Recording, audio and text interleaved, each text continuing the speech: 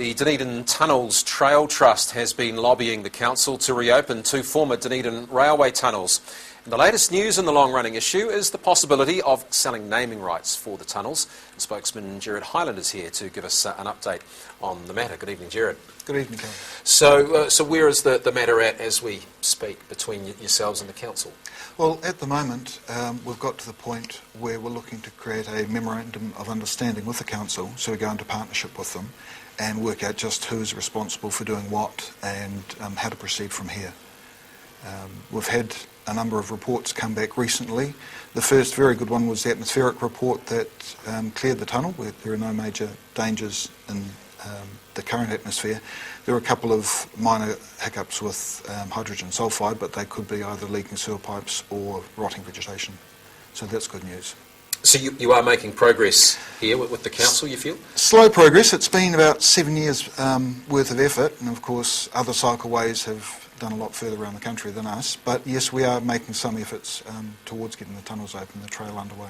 So what's the Trust's vision for the tunnels? Well, the idea is we have a 8.5 kilometre long rail trail between Caversham and Wingatui that opens up Mosgiel to Dunedin. It also links in with the Otago Central Rail Trail because this is the terminus of that original line, and it will become the southern corridor for the National Cycleway for Dunedin. So, I mean, how much support do you have for this? How many members does the Trust have? The Trust, there are 6 trustees. We've got a lot of community support through emails, through Facebook. We had a very successful T-shirt fundraising effort recently, and we've had a lot of volunteers, people putting their hand up to say, yes, can I help? What can we do? So of keeping a register of that, and when people put their hand up and say, yes, take your name, we'll come back to you. So it's now a case of when we can get into the tunnel. So, and the council has invested in this to a point? That's right. The council's put some money over the last few years into consultant reports, looking at the tunnels, looking at the utilities in there, the potential risks, how to get around them, and some rather grand cycleway designs between Dunedin and Mosgiel, of which the tunnels were one option. There's news of a possible naming rights for the project. What can you tell us about that? Oh, that's right. This one of the councillors raised that. The idea is, something like this takes a fair bit of money.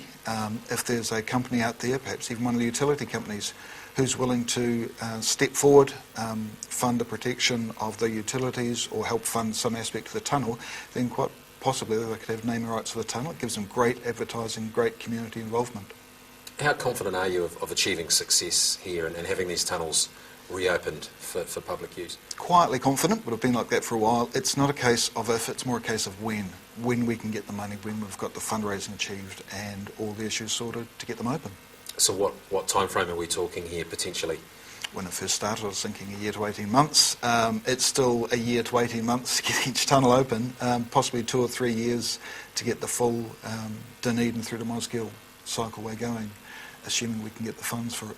All right, well, good luck with that, and keep in touch. Thank you, I will. Gerard Hyland from the Dunedin Tunnels Trail Trust. After the break on 9 Local News, a big Southern Derby looms this weekend in the National Ice Hockey League, and we look at the weekend's weather prospects for Dunedin and around the region.